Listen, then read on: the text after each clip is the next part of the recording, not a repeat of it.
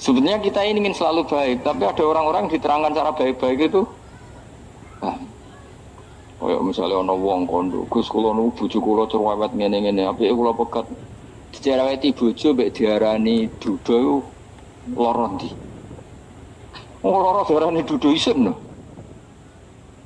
Kowe payu rabi dicereweti, ambek ra payu rabi jomblo, sakit mana? Sakit distatuskan jomblo. Malah kena dicereweti sabar prestasi baru. Mesti wong diwolak-walik. Lan jerpe sekolah tas malan ular seneng Imam Syafi'i. Kowe dirasani wong ning ngarepmu, diomongi, ambek dirasani seneng ndi? Seneng dirasani cara kowe. Cara Imam Syafi'i bukti ke wibawa, buktine ngomong ning ngarepmu ra wani. Jadi Imam Syafi'i itu rileks urip. Ya Aba Abdillah, orang yang tadi muji-muji jenengan itu kalau di luar maki-maki jenengan. Jadi alhamdulillah, kok bisa itu kan bukan pengkhianatan. Berarti saya wibawa, di depan saya enggak berani itu. Wong iku sowan Imam Syafi'i, ya cium tangan ya hormat, tapi setelah di luar menghujat. Singkat cerita dilaporkan ke Imam Syafi'i. Orang yang tadi nyium tangannya jenengan itu di luar ngerasani jenengan. Jadi Imam Syafi'i, alhamdulillah berarti aku wibawa, mendengarku rawani. Ya dianggap enteng saja. Terus ada orang misoi Ja'far Shadiq. Sayyid Ja'far Shadiq itu Sayyid putune Nabi, orangnya soleh alim, gurunya Abu Hanifah. Di antaranya gurunya Abu Hanifah itu Sayyid Ja'far Shadiq. Itu kalau dihujat orang diomongin ini, dimaki-maki, sampai ke rumah. Pas mau masuk rumah, kamu masih ingin maki-maki saya? Iya, tak tunggu sampai selesai. Setelah selesai, sudah, sampun, sudah. Masih emosi orang, sudah. Kamu misoi saya berdasar apa yang kamu ketahui. Yang tidak kamu ketahui lebih banyak, maka saya tunggu.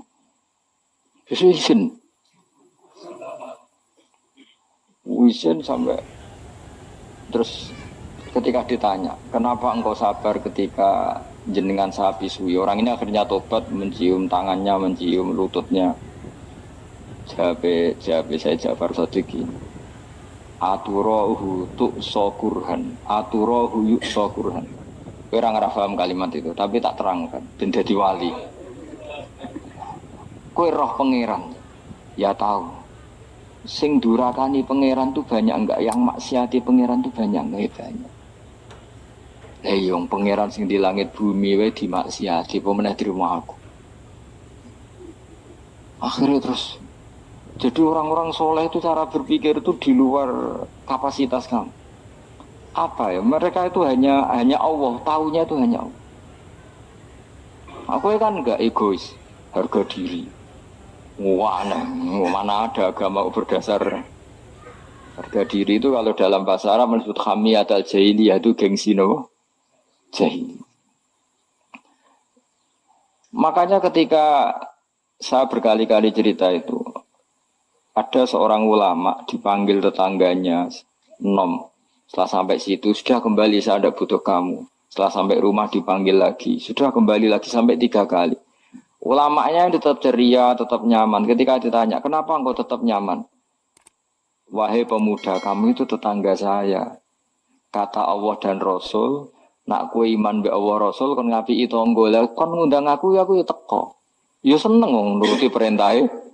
Ketika kamu nyuruh saya kembali, ya saya kembali. Memang itu keinginan kamu. Kue tanggaku, aku kon nurut bek tonggo.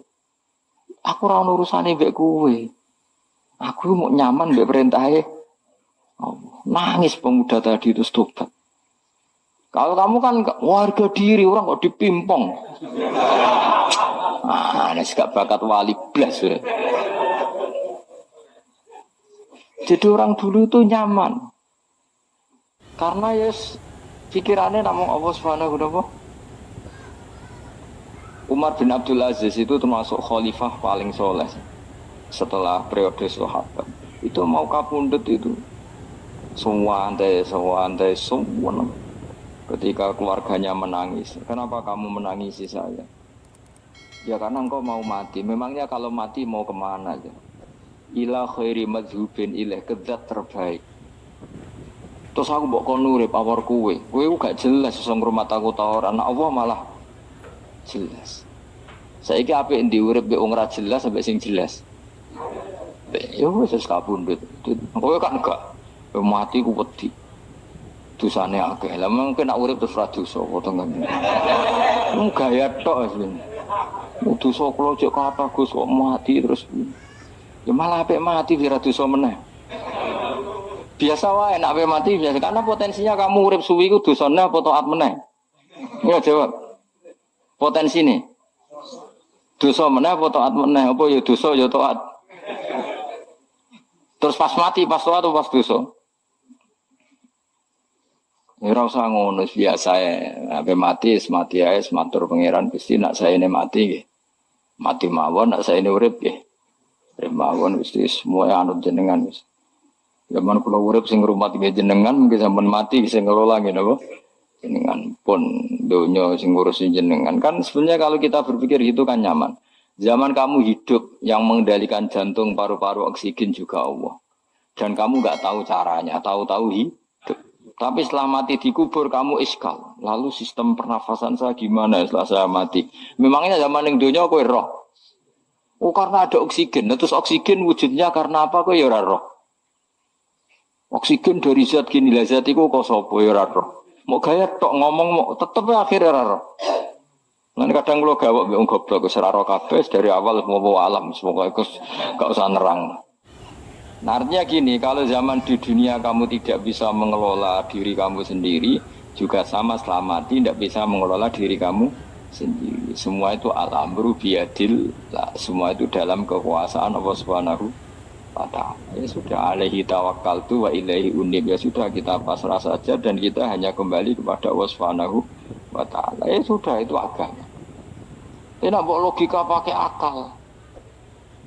Wah, itu orang mati itu sudah nggak bisa apa-apa, sudah jadi tanah gini-gini. Masalah catekar ya ngerti, nek jadi tanah itu tidak bisa apa-apa. Tapi masalahnya kita ini dikendalikan oleh zat yang bisa mengelola semua. Yaitu Nabi Adam diciptakan juga dari tanah. Ya sudah, hanya berdasar riwayat itu yang kita akhirnya meyakini setelah kita mati juga bisa hidup lagi. Iki rasa khawatir, iblis itu juga iblis ya lemah. Nyatane ya kowe tetep ngaji jalalan. Berarti ora sukses menyesatkan. Kodang di kowe iblis. Ya kodang sampean kon ra ngaji tetep ngaji. Dikon paham tetep ora paham. Berarti iblis itu enggak keren loh. Betul, saya setiap melihat orang sholat itu menyaksikan kekalahan apa? Iblis. Jadi iblis itu ya kalah orang kota hebat ya ora. Biasa mawon, ora usah sing hebat ya namung pangeran. Dari awal iblis wis menyerah ngadepi orang sing ikhlas. Ikhlas itu dimulai dari awal. Cara bahasa Inggris pokoke hilir sampai hulu sampai hilir kudu ikhlas kabeh. Misale kita duit, yakin nek iku wae Allah. Sehingga kita ketika ngasihkan orang itu kamu enggak merasa itu milik kamu. Sehingga enggak gampang ngundat. Selagi itu kamu benar keduanya awalnya salah itu masih mungkin tidak ikhlas. Uang ini milik saya, tak kasihkan kamu dengan ikhlas. Kalimat milik saya ini menjadikan suatu saat kamu jadi undat-undat karena milik saya. Tapi kalau ikhlasnya dari depan, uang ini milik Allah, ilmunya bahak milik Allah. Terus tak kasihkan kamu juga hambanya. Dari awal kan merasa lah saya tidak punya apa. Tapi selagi saya ikhlasnya hanya separuh, ilmu saya tak kasihkan kamu karena Allah, berarti masih potensi enggak ikhlas ya. Jadi kalau ngelatih ikhlas itu harus dua-duanya. Kamu punya uang milik Allah, punya ilmu milik Allah, punya jabatan milik Allah, kemudian kamu kasihkan sesuai perintah Allah, itu lebih mudah ikhlas karena la haula wala quwata illa billah. Selagi masih separuh saja salah, itu potensi berikutnya juga ikut salah.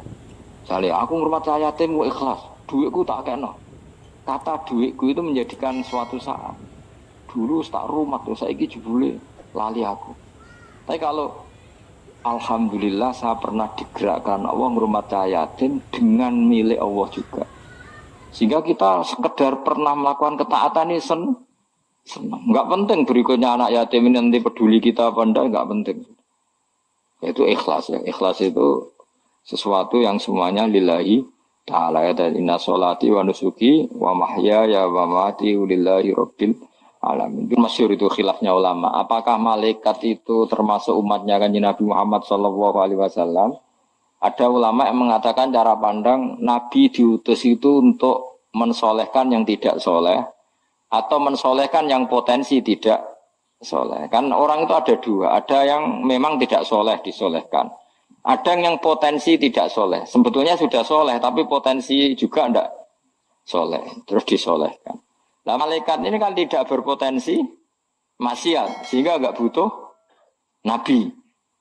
Seorang lagi malaikat itu kan nggak mungkin tidak soleh, selalu soleh. Berarti nggak butuh nabi.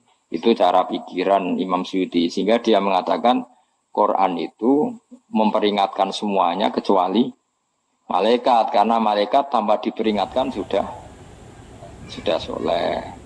Tapi kata ulama yang lain tidak seperti itu. Malaikat tetap senang sebagai umatnya Rasulullah Sallallahu Alaihi Wasallam karena butuh status tasyrif. Tasyrif itu keren. Nanti takoi itu melok kelompok isopo, melok kelompok Kanjeng Nabi Muhammad Sallallahu Alaihi Wasallam. Sehingga kalau nanti ditanya Allah, mimman anta misalnya, min ummati habibika Muhammad, itu keren. Kayak termasuk umatnya kekasihmu Nabi Muhammad Sallallahu Alaihi Wasallam. Lalu kamu ngikuti apa? Yo min ahsani kitabik, mengikuti kitab terbaikmu ya Allah. Sehingga mereka ikut umatnya Nabi bukan karena disolehkan tapi karena tasrif, satu kehormatan. Itu yang diikuti ulama. Tradisi kita ahli sunnah mengikuti yang pendapat itu, mengikuti bahwa malaikat pun suka dikategorikan umatnya Kanjeng Nabi Muhammad Sallallahu Alaihi Wasallam karena nambahi tasrif. Nambahi apa?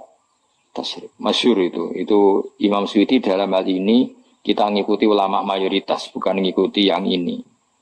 Masyhur kan Jibril ditanya, kan itu ketika Jibril ketemu Nabi Muhammad ditanya, untungnya apa kamu jadi safir? Safir itu kira-kira terjemahan bebasnya panitia saya.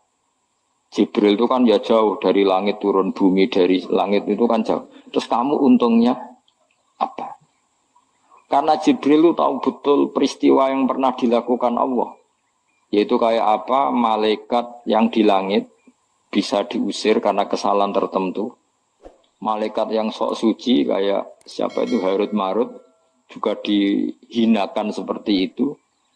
Dan Jibril tahu betul Allah itu yaf'alu ma yasha. Jadi yang sekarang malaikat bisa saja jadi pokoknya tahu betul Allah bisa melakukan apa saja. Karena Jibril tahu betul Allah, karena dia ketua malaikat. Kan kita tahu misalnya ada sejarah siapa? Harut Marut dari malaikat menjadi hina seperti itu. Jibril akhirnya tanya, ya sudah, Jibril punya apa terus ditanya Nabi, kamu untungnya apa setelah jadi safir saya, jadi panitia yang ngurusi wahyu. Terus kata malaikat Jibril, saya tidak pernah merasa aman, apakah saya selalu dalam posisi ini? Posisi terhormat kecuali setelah menjadi safir, menjadi pelayan kamu ketika aku distatuskan oleh Allah apa itu innahu laqaulu rasulin karim dzi quwwatin indadil arsy makin muta'in tamma amin. Terus ganti fa amin tu ba'du, baru setelah itu saya merasa aman bahwa posisi saya aman karena Quran itu abadi ila yaumil qiyamah ila mala adalah semuanya Quran itu abadi dan di Quran itu saya distatuskan muta'in sama amin. Berarti saya merasa aman tidak akan dirubah kestatusan saya malaikat semenjak saya jadi safirmu. Intinya Jibril juga mendapat kehormatan karena ngitmai Quran. Paham ya? Makanya kita di sini mengatakan ini pendapat Imam Suyuti, tapi hampir semua ulama berpendapat apa? Malaikat pun ikut mendapat berkahnya Kanjeng Nabi Muhammad Sallallahu Alaihi Wasallam. Jenenge apa? Berkah tasrif, apa berkah apa? Tasrif. Jadi punya status kehormatan. Nah, yang dikatakan Imam Suyuti itu murni logika. Murni logika tadi, yang namanya Quran itu memberi peringatan